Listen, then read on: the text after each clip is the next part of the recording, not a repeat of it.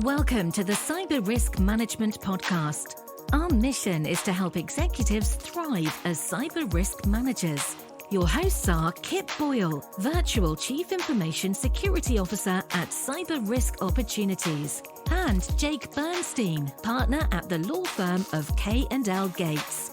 Visit them at cr-map.com and klgates.com. So, Kip, what are we going to talk about today in episode 108 of the Cyber Risk Management Podcast? Hey there, Jake. I thought we should talk about the fact that some work groups in our organizations actually deserve more protection against malware. And I also thought we could talk about how to do that in a minimum viable way. And when we say work groups in our organization, so we're actually, we're talking generically about groups of workers throughout, the organizations, not in the world. And Yeah. I'm thinking here, okay, the first thing I think of is a business email compromise, and that's accounts payable. But what other work groups are you thinking of? There must be more. Yeah, I think that's a really astute thing for you to think. Yeah, because we talk about business email compromise, and it's all about money. And yes, accounts payable people seem to be the ones that are getting attacked there, but that's only one work group. All right. So accounts payable is a work group, and there could be many accounts payable functions depending on how large your organization is, how many divisions you have, or so we could be talking about a lot of people situated in a lot of different places. But there are also other work groups like sales, customer service, and human resources. There's probably more, but I just want to focus on those four today. And the reason why I want to focus on them is because the nature of their work requires them to take greater risk every single day because they have to open up many emails from unknown senders. I mean, it's just endemic to the nature of their work, and because of that, and it's no secret, cyber criminals are very well aware of this, and they design attacks around this fact. And I thought we could look at one specific attack today, and then discuss. Just use it as an example, but then kind of pull the camera back out, and then discuss about how to deal with the whole problem. This sounds good. Okay. And I'm thinking, okay, accounts payable, sales, customer service, and HR. So let's start by being clear about why these four work groups are doing something that many of us are told over and over again not to do.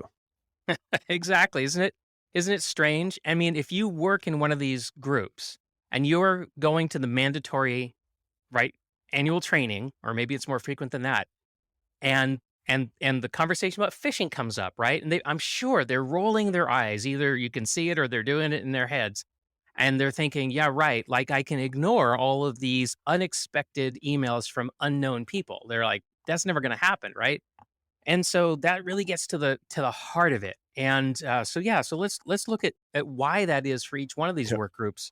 Yeah, I'm thinking about how most of the time, particularly these days, you get an email forwarded from someone, and it's like this email originated from outside your organization, and these groups that just fades into the background so rapidly because most of the emails they receive are from outside their organization. That's right. That's right. And so probably that little warning just becomes, the din of their work environment, right? That the brain Yeah. automatically tunes out. And that's exactly why I think they need more protection. I think, as we spread protection around, I think we need to spread extra protection onto these work groups. But let's unpack each one just for a little bit. Okay, accounts payable. And I'm glad you mentioned that first because I think it's probably the easiest ones to understand. So they're getting invoices by email from new suppliers all the time. And my observation is that they're not even told when new suppliers are contracted with. I can tell you, as the owner of a small business, right, Cyber Risk Opportunities, it happens all the time. We get a new customer. I ask them, where shall we send our invoice? They give me the information. And one of the first things I get back from submitting the invoice is, who the hell are you? And where's your W-9? So I know this is happening all the time.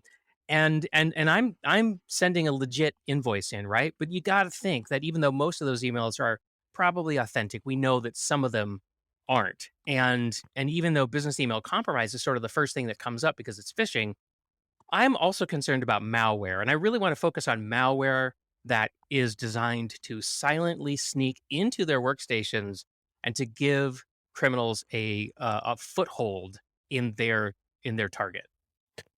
Yeah, and I think that's probably one of the most concerning aspects of phishing emails these days is, business email compromise. It does have to get, you the defenses against that are oftentimes less technical, right? Hmm. Um, don't wire money without several people, you know, authorizing it. Yep, some two-person You rule. know, probably don't go buy a bunch of gift cards for your boss who has never iTunes asked gift for cards. that in their entire life. Um, but malware, particularly of the sort that is, silently installed, that is frightening. And I Hmm. think that I think that's worth defending against for sure. Absolutely, because by its very nature, there really is no opportunity for the person who opened up that message to do anything. It's going to slither in a remote access Trojan or something like that. I mean, these things are designed to not be noticed. And so, I mean, if you if you think, what in retrospect, sometimes can appear to be a very obvious fish. Well, if that can be overlooked because somebody's hustling along and trying to get work done, there's no chance that they're going to see a remote access Trojan landing on their machine under typical circumstances. Okay, so that's human resource, or sorry, that's accounts payable. Now, what I want to talk about is I'd like to turn to sales, and I'll let you take this one, Jake. What do you think's going on over in the sales department that's causing them to open up a lot of unexpected email from unknown senders? Well, I mean, I think there could always be inbound uh, inquiries. Hmm. Their system is likely set up to allow a contact us page. There might be emails to contact. I mean, I'm sure sales guys love it when they get inbound emails, right? I mean, if you Yeah, were a sales guy, uh, or gal, and I and am.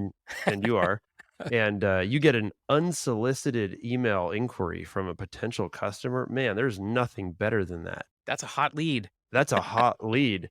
It's frankly, it's probably a more exciting lead than all the replies to your own emails that you have sent out, right? Exactly. And there's a certain charge of excitement that I Hmm. think the sales department is particularly vulnerable to. And I'm just really thinking through this in real time because, Kip, your script says respond/discuss, which is not the hugest amount of detail that you could have provided me I in know, on but I want your authentic the reaction early to morning. this. Well, you're getting it. Um, but now that I think through it, I mean, that's a potential insidious target, right? Because Mhm.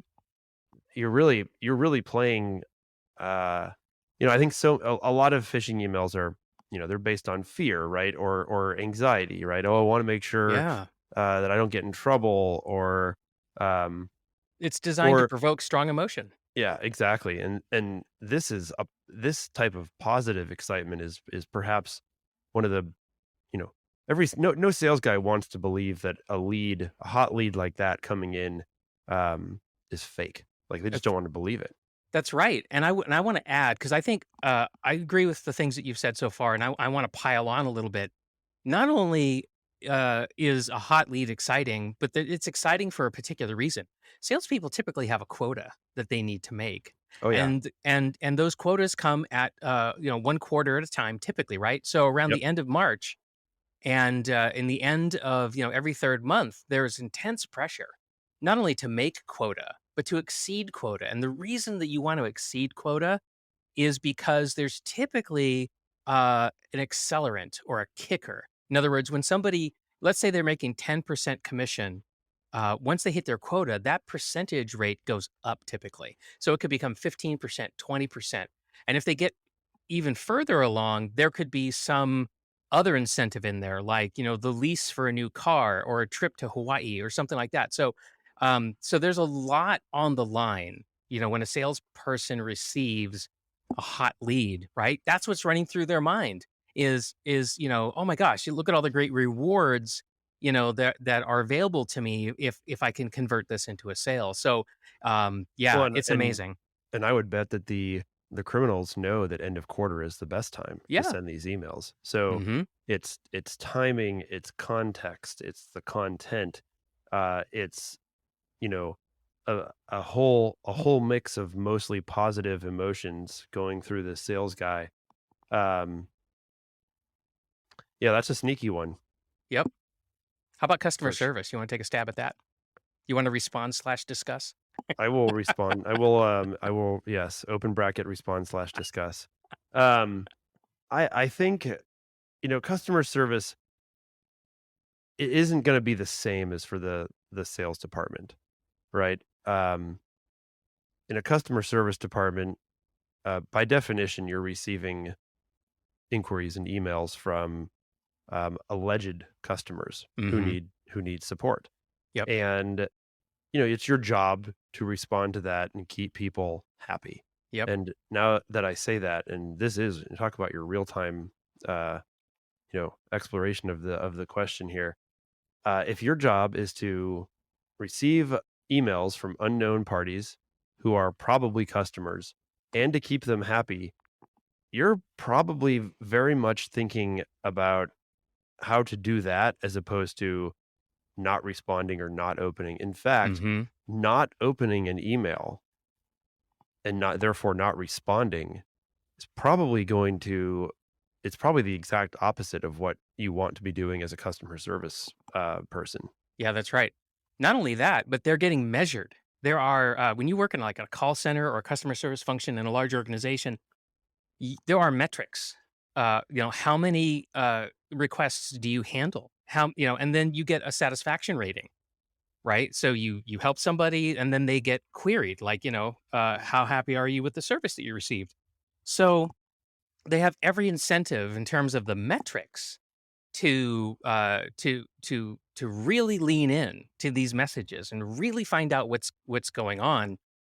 And and not only that, but they have to work fast, because that's another metric, right? Is how like what's the average time to close a ticket or a request? And customer service could be anything from like the consumer facing sort of thing, but it could also be the IT help desk, right? The Yeah, IT help desk also provides customer service, and they're part of this.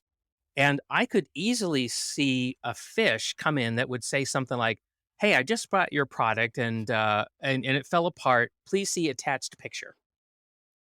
Well, that's I mean, yeah, I mean, ta-da! well, I and win.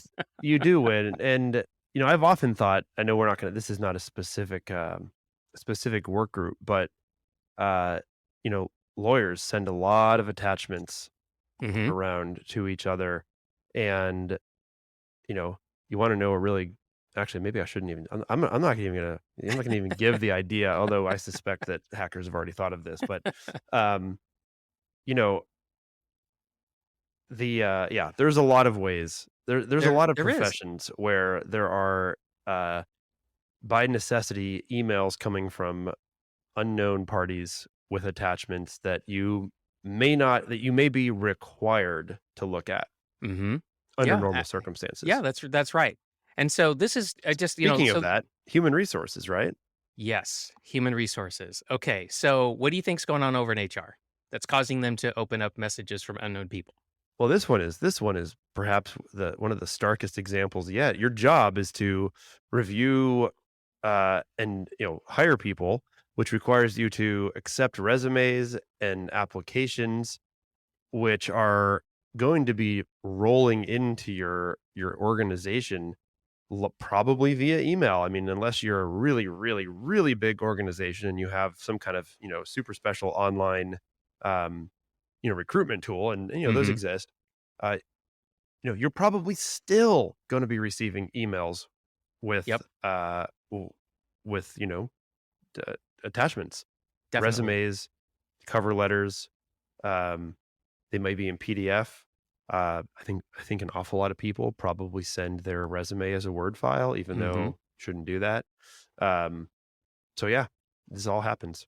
Yep, it does. A regular stream of unsolicited email from unknown people at unknown times submitting resumes in response to job postings. Can you see that it's just endemic, right? It's like they can't do their job without exposing themselves to this Yeah. sort of thing. And the kind of system that you talked about, a recruitment system, is actually called an applicant tracking system, or an ATS. Well, If you're a of job course it hunter, has a three-letter acronym. of course it does. And if you're a job hunter, you hate ATS because it's an awfully difficult thing to squeeze through. And I've got a whole rant on that, but I won't go there. But even if you have an ATS, you generally don't control what people push into that ATS, right? Because I can open up the web page on your website that lets me submit a resume, and I can upload an attachment, and your ATS is just going to slurp it right in. And I don't know. Do ATS That seems problematic. yeah, does it have, malware detection in it? And then it's gonna sit in the ATS until a recruiter opens it up. And at that point, well, I mean, it might as well be an email attachment, right? You're just going through there clicking on everything. So I don't know that ATS is providing you with much cover. In fact, it might even give you a false sense of security because at least in an email client, you've got some vague awareness that some of Yeah. this stuff could be a phish. But in an ATS, you probably don't even have a context clue that something's going on. So yeah, so the HR team, I think that's our fourth, really, I think, good example of why some work groups really deserve more protection. Okay, so, you know, this is all very, very interesting, but it, how theoretical is this threat? Yes, that's a great question, right? Hey, Kip, isn't this all just a bunch of theory? I mean, sounds good, but so what?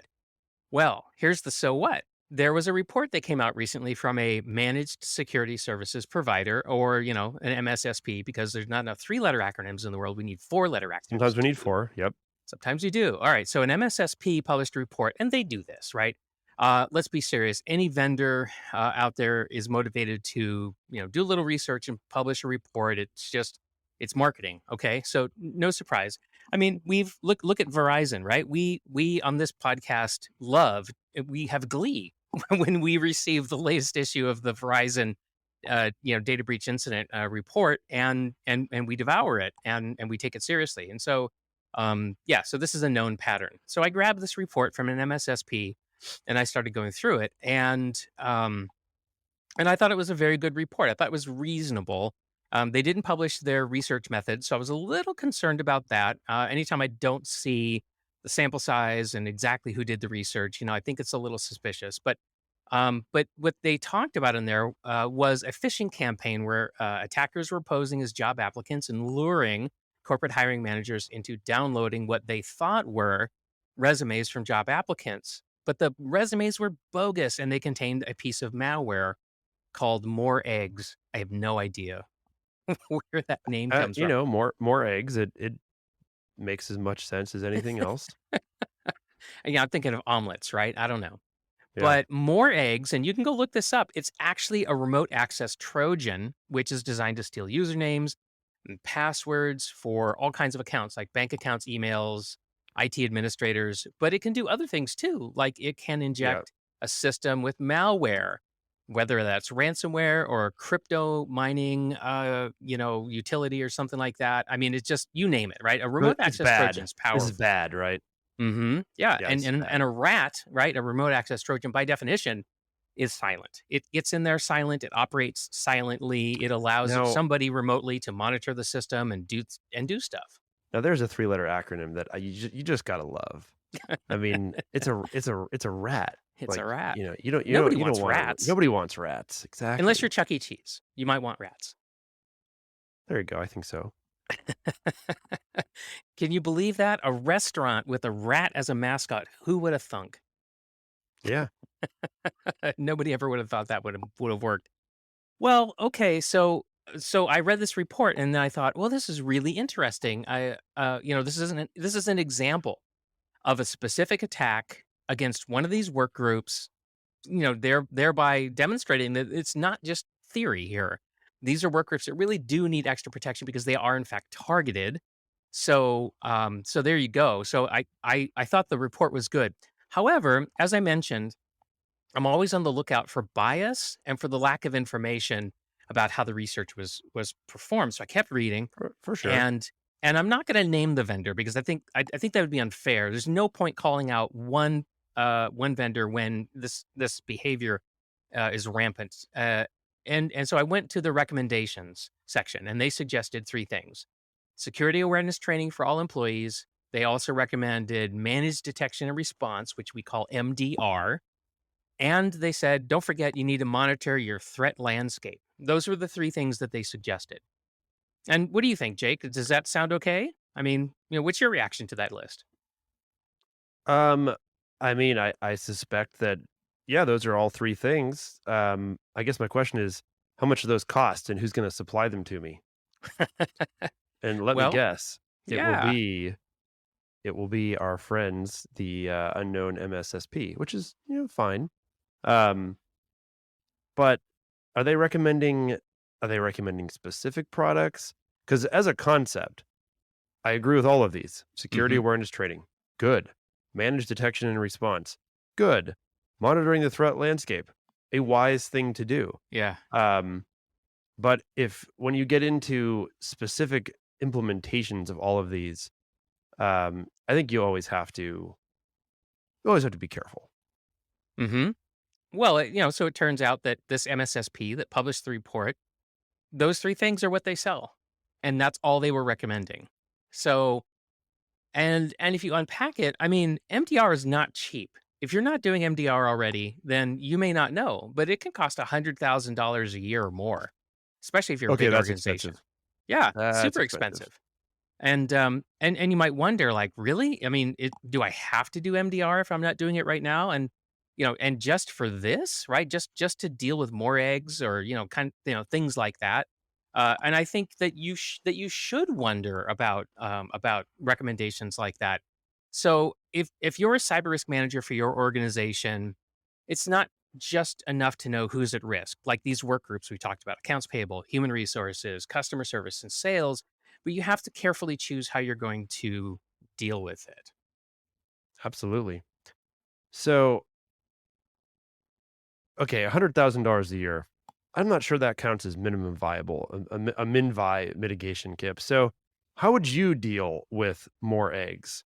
Is there a way to deal with more eggs that does not require spending six figures or more on a regular basis? I think so.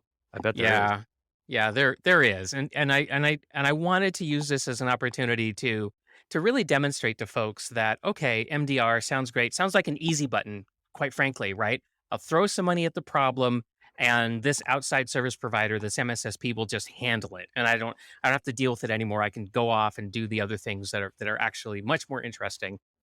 Okay, well, I mean, if you can afford to throw $100,000 or more each year at MDR, and you're not doing it already, maybe that is the right answer for you. But if you're not ready to do that, I just want you to know that there are alternatives. And one of those alternatives is called the Essential Eight. And we've talked about the Essential We Eight. have indeed. Yep. In fact, we did an entire episode about it. So it was episode 63 that published on September 29th, 2020. And since I have been shamed by my podcast co host into doing show notes, I will put this link in the show notes. Good, good. So I you just don't have to. smiled. I know that's not visible on this medium, but yes, I did. I smiled large. Okay, so let's recap. You can go listen to the whole episode, and I really think you should. But just to recap, the Essential Eight is a collection of mitigations, and they're designed and modified over time, which is really important. So the eight don't always stay the same, and you don't always use them in the same order, and so forth, right? And so it's a really, really practical framework. But the Essential Eight are specifically designed to stop malware infections of all kinds. And I'm just going to quickly read off what the Essential Eight are: data backups, application control, patching your applications, restricting admin privileges.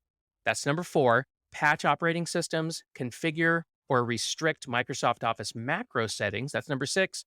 You want to Oh, harden hold your on. web Pause. browser, Pause. Time out. and Um, multi-factor authentication, number eight. oh, dang it! You got them all. But number six, configure Microsoft Office macro settings. Particularly relevant to this discussion, Mhm. given given what we're talking about, right? There's Yep. a lot of you may be getting in throughout all of these a whole bunch of Word files or Excel files or who knows, Mhm. right? Um, but man, danger. If you don't need macros, you should. if it's not set up properly, Yeah. absolute danger. The only work group of the ones that we mentioned where I would think macros might be in active use would be accounts payable, because they're the spreadsheet gurus and they constantly are in spreadsheets and they're trying to automate stuff. So they may have a legit need for macros, but even still, I would advocate that they need a setting that pops up a dialog box every time macros try to run and say, are you sure you want to enable macros? And I think at the very least that is the setting you want. But if you're in a work group where macros are just not required, then you just want to shut it down completely. Don't even let them run. And if it becomes an issue, let them request an exception from IT or however supervisor, whoever's responsible for that. But now more eggs in this particular example doesn't rely on macro settings. It's actually a JavaScript based exploit. And that's where number 7 comes in, which is the web That's browser security. Yeah, that's no good. Yep. So now we've got this very practical framework, the essential 8. So Kip, what would you do? Well, I'm so glad you asked, Jake. What would I you would do, Kip? I would start by explaining the risk to the senior decision makers in the HR department. I would start there because I can show them more eggs, right? And maybe I can show that to the other decision makers in the other work groups, but it might not be that convincing, compelling, right? So I'd start with HR, and then I would go find other attacks or the other work groups. But I would try to get their support to mitigate the risk. And I think that would not be too difficult if I had an exploit that I could talk with them about. Um, Totally. Yeah, agreed. yep. And then so the next thing I would do is make sure that nobody in HR is processing email or browsing the web using an administrator account of any kind, because that just opens the door even wider to exploitation. Oh, So absolutely. I would take that away. And then I would harden their web browsers against more eggs. And that would be to restrict JavaScript. Now, this is difficult because a lot of websites use JavaScript in order to be able to actually I mean, present themselves. that's a tough one. If It you're is. turning it off, then there's going to be a Well, I lot of would restrict limitations. it. And I don't know how I would restrict it exactly because I haven't actually gone in and done the But you would. analysis. You would do something.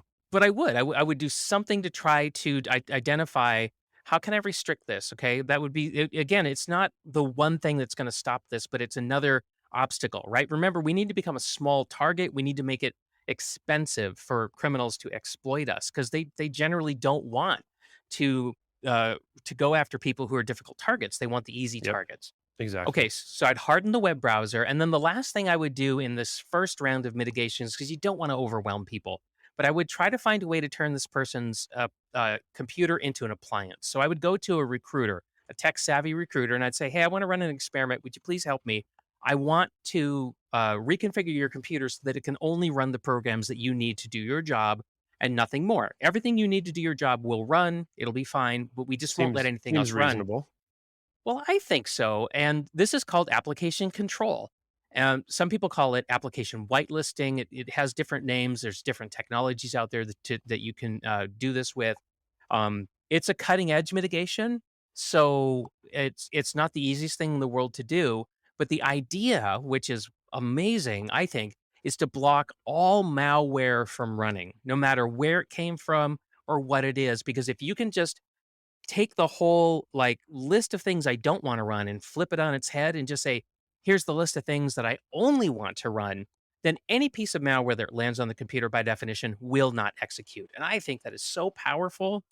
And it It, makes the it is totally consequences powerful. of it makes the consequences of opening a phishing message irrelevant. I don't care if a rat slithers into the machine, it cannot execute. And so who cares, right? It's irrelevant. And I think this is the future of malware defenses. I know that antivirus vendors are already integrating application control of one kind or another into their package, and I think that really makes the case for me that I'm not the only one that thinks this. For But sure.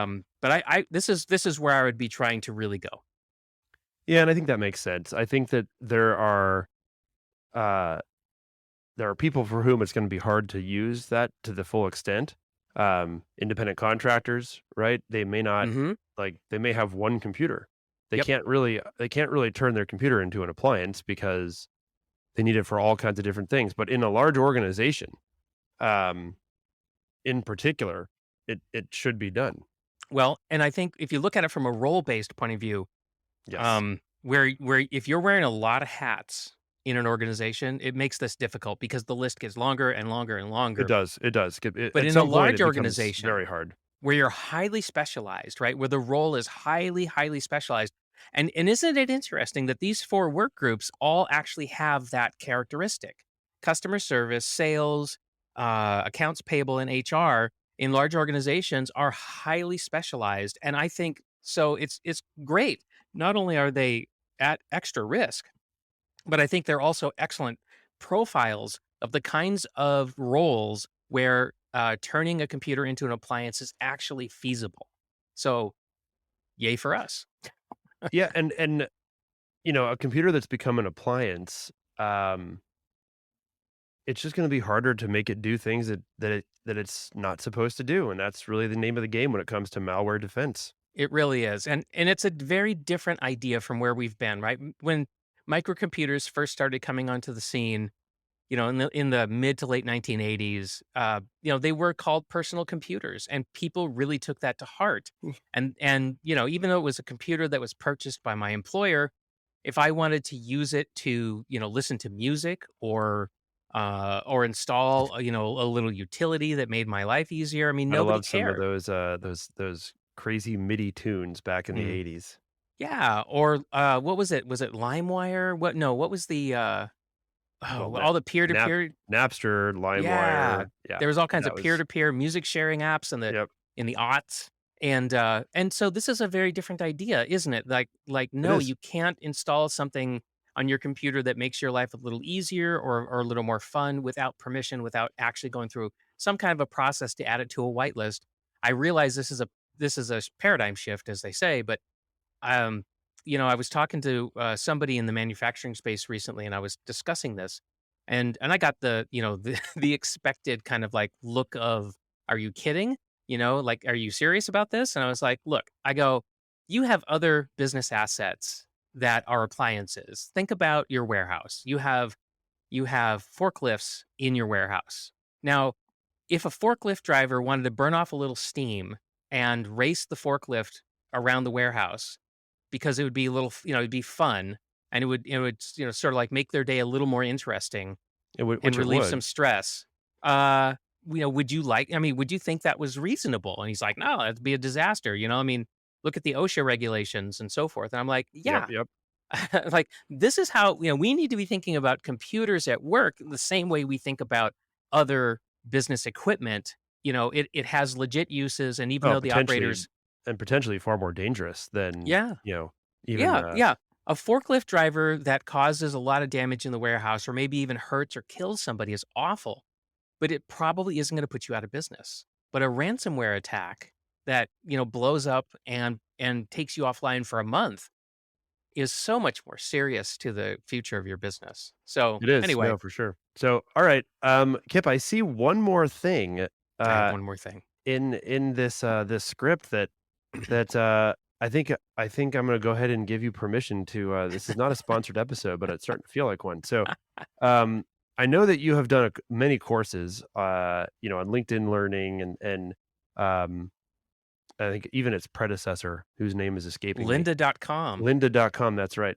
But now you've expanded your courses, and Mm-hmm. this is a website or an app that I've heard of called Udemy, Udemy. and, it looks to me like you've got one called Implementing the NIST Cybersecurity Framework. Now, Indeed. anyone who knows me knows that I love the NIST Cybersecurity Framework. So, um, what is this? What is this about? Why would someone want to, go take this course? Who's it for? I'm so glad you took the bait. I'm so glad I put this in the script and you rose to the occasion. I I really did. I appreciate that. I just I just totally ate it. Well, I've got this course, and I wanted to share it with everybody because it's been out there for 2 months now, and I've been watching the reaction from students, and it's doing well. And so I thought, all right, now that I've got market data saying that it really is helping people, which is why I built the thing, I think it's reasonable to share it with our audience. Okay, so what happened was the other Jason that I podcast with, because yes, you're Jake to everybody, but you very clearly told me that you're actually Jason and Jake is your That is your true. your nickname. So it turns out I podcast with two Jasons. Go figure. I did not try to do that, but that's what happened. Okay, so over at yourcyberpath.com, where we help people get into cybersecurity. So Jason over there and I were talking, and he said, "Hey, I'm on Udemy, and I got this message from them, and they said we're dying for a NIST cybersecurity framework course. Jason, do you want to do it?" Jason Dion. And he said, and so he came to me with it, and he goes, "Well, you do this all the time, don't you, Kip?" And I'm like, "I do." I go, My whole business is built on it." Anyway, so we went ahead and we made a course about implementing it, and anyway, it's doing really well. It's been out for 2 months. It's got a 4.6 out of 5-star rating, and that's based on several hundred people who actually gave ratings. But we actually have almost 1,600 paying customers from all over the world right now. So it's the site has labeled it a bestseller, and I just think this is a phenomenal reaction. And I'm really, really grateful that the course is resonating with people. One of the reasons why it might is because we actually have a bonus. When you finish the course, you can get an online Google Sheets workbook that we made that actually automates a large portion of the workflow that I teach in implementing the cybersecurity framework. So it's a nice Well, little I think bonus. people always like bonuses like that. It's a bonus. It's a tool, makes people's lives easier. So it's out there. It's going well. Anyway, I'm really proud of this course. I really do think it makes a difference, and I don't want to be promoting things that I don't believe actually help people. So I'm happy to mention this. You should check it out. And thanks to Jake, who has shamed me into show notes. I'm gonna put this URL in the show notes if you want to look at it. There we go. We've got it. Okay. Well, I think that is going to wrap up this episode. And because I Hmm. am not the one who can wrap up an episode, that would just be much too big of a change, Kip. Why don't you go ahead and wrap up the episode? All right. Well, maybe one day you can say that wraps up this episode of the Cyber Risk Management Podcast. And today we saw why some work groups deserve more protection against malware. And we talked about how you can do that in a minimum viable way. We really appreciate you listening to our episodes, and we'll see you next time. See you next time. Thanks for joining us today on the Cyber Risk Management Podcast. If you need to overcome a cybersecurity hurdle that's keeping you from growing your business profitably, then please visit us at cr-map.com. Thanks for tuning in. See you next time.